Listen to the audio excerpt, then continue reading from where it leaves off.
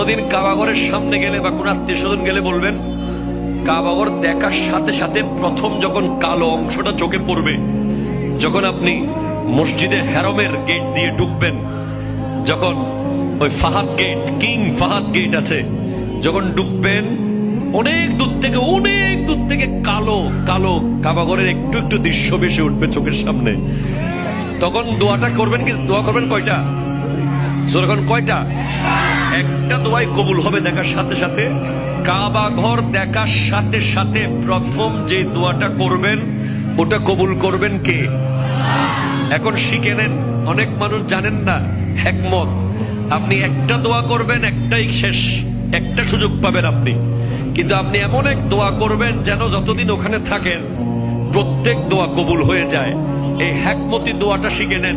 আপনি বলবেন, আল্লাহ আমি 10, 12, 15 যতদিন এখানে থাকবো, যতগুলো দোয়া করব সব কবুল করে নিয়েন। দোয়া করছেন কয়টা?